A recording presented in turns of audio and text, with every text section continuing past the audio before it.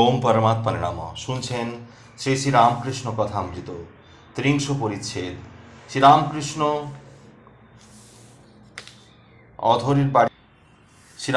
অধরের বাড়ি দ্বিতল বৈঠকখানায় গিয়ে বসে আছেন।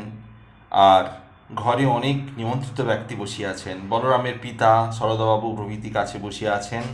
ঠাকুর এখনও ভাবাবিষ্ট নিমন্ত্রিত ব্যক্তিদের সম্বোধন করিয়া বলিতেছেন, ও বাবুরা, আমি খেয়েছি, এখন তোমরা নিমন্ত্রণ খাও। অধরের নৈবেদ্য পূজা মা গ্রহণ করিয়াছিলেন, তাই কি শ্রীরাম আবেশে বলিতেছেন, আমি খেয়েছি, এখন তোমরা প্রসাদ পাও। ঠাকুর জগন্মা আবিষ্ট হইয়া বলিতেছেন, মা আমি খাবো না তুমি খাবে? মা করুণানন্দ রূপিণী। শ্রীরামকৃষ্ণ কি জগন্মাতাকেও আপনাকে এক দেখিতেছেন, যিনি মা হয়েছেন? তাই কি ঠাকুর আমি খেয়েছি বলছেন? ভাব এসে দেহের মধ্যে ষটচক্র, তার মধ্যে মাকে দেখিতেছেন, তাই আবার ভাবে বিভোর হইয়া গান গাহিতেছেন, ভুবন ভুলাইলি মা হরমোহিনী, মূলাধারে মহৎপলে বিনা বাদ্য বিনোদিনী,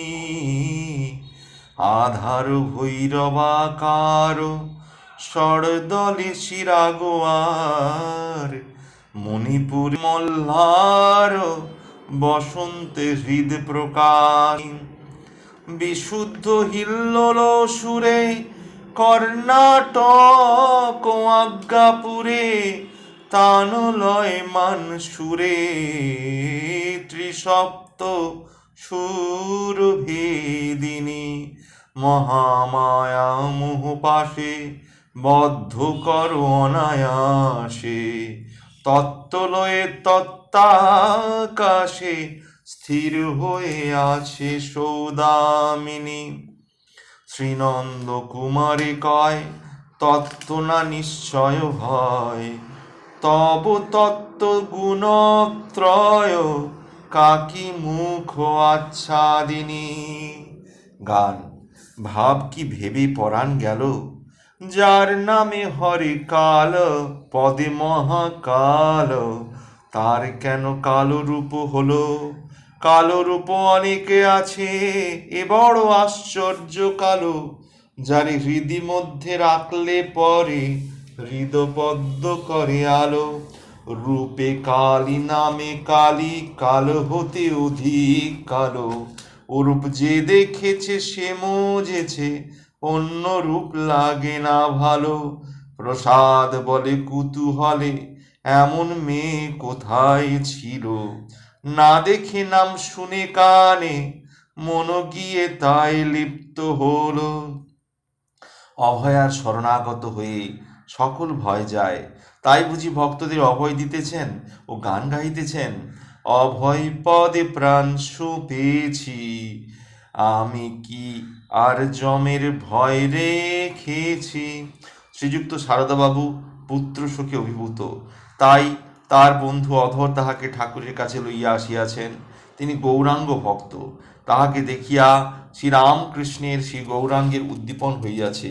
ঠাকুর গাহিতেছেন, আমার অঙ্গ কেন গৌর হলো, কি করলে রে ধনী, অকালে সকাল কইলে, অকালেতে বরণ ধরালে, এখন তো গৌর হতে দিন বাকি আছে, এখন তো দাপর লীলা শেষ হয় নাই, এ কি হলো রে, কোকিল ময়ূর সকলই গৌর, যেদিকে ফিরাই দেখি এ কি হলো রে, এ কি গৌরময় সকল দেখি, রায় বুঝি মথুরায় এলো, তাই তো অঙ্গ বুঝি গৌর হলো, ধনী কুমুরিয়ে পোকা ছিল, তাইতে আপনার বরণ ধরাইল, এখনই যে অঙ্গ কালো ছিল, দেখিতে দেখিতে গৌর হলো, রাই ভেবে কি রাই হলাম কি রে, যে রাধা মন্ত্র জপ না করে, রায় ধনী কি আপনার বরণ ধরায় তারে।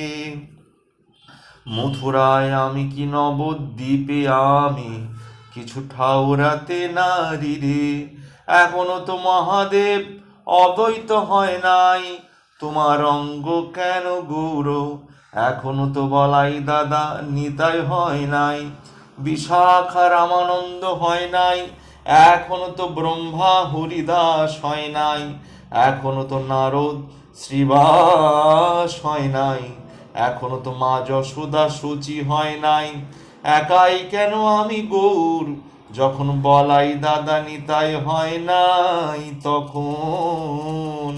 তবে রায় বুঝি মথুরা এলো, তাইতে কি অঙ্গ আমার গৌর হলো, অতএব বুঝি আমি গৌর, এখনো তো পিতানন্দ জগন্নাথ হয় নাই, এখনো তো শিরাধিকা গদাধর হয় নাই, আমার অঙ্গ কেন গৌর হলো। এইবার শ্রী গৌরাঙ্গের ভাবে আবিষ্ট হইয়া গান গাইতেছেন, বলতেছেন, শারদাবাবু এই গান বড় ভালোবাসেন।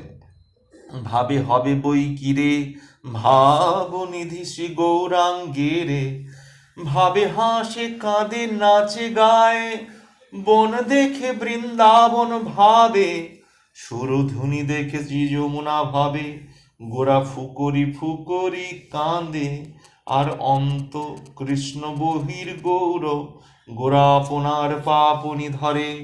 গান পাড়ার লোকে গোল করে মা, আমায় বলে গৌর কলঙ্কিনী, এ কি কইবার কথা কইব কোথা, লাজে মোলাম গো প্রাণ সজনী। এ কি একদিন শ্রীবাসের বাড়ি কীর্তনের ধুম হুড়াহুড়ি, গৌর চাঁদ যেন গড়াগড়ি শ্রীবাস আঙ্গিনায়, আমি এক পাশে দাঁড়িয়েছিলাম, এক পাশে নৌকায়, আমি পড়লাম অচেতন হয়ে, চেতন করায় শ্রীবাসের রমণী। একদিন কাজীর দলন গৌর করেন নগর কীর্তন, চণ্ডাল আদি যতেক জবন গৌর সঙ্গেতে, হরিবোল হরিবোল বলে চলে যান নদের বাজার দিয়ে। আমি তাদের সঙ্গে নিয়ে দেখেছিলাম রাঙা চরণ দুখানি, একদিন জাহ্নবীর তটে গৌর চাঁদ দাঁড়ায় ঘাটে, চন্দ্র সূর্য উভয়েতে গৌর অঙ্গেতে, দেখে গৌর রূপের ছবি, ভুলে গেল শাক্ত শৈবী, আমায় কলসি পড়ে গেল দৈবী, দেখেছিল পাপ ননদিনী। বলরামের পিতা বৈষ্ণব, তাই বুঝি এবার শ্রীরামকৃষ্ণ গোপীদের উদ্ভ্রান্ত প্রেমের গান গাহিতেছেন। শ্যামের নাগাল পেলাম না গো সই, আমি কি সুখে তার ঘরে রই, শ্যাম যদি মোর হতো মাথার চুল, যতন করে বাঁধতুম বেনিসই দিয়ে বকুল ফুল, শ্যাম যদি মোর কঙ্কন হতো, বাহু মাঝে সতত রহিত, কঙ্কন নাড়া দিয়ে চলে যেতুম সই, বাহু নাড়া দিয়ে শ্যাম কঙ্কন হাতে নিয়ে চলে যেতুম সই রাজপথে।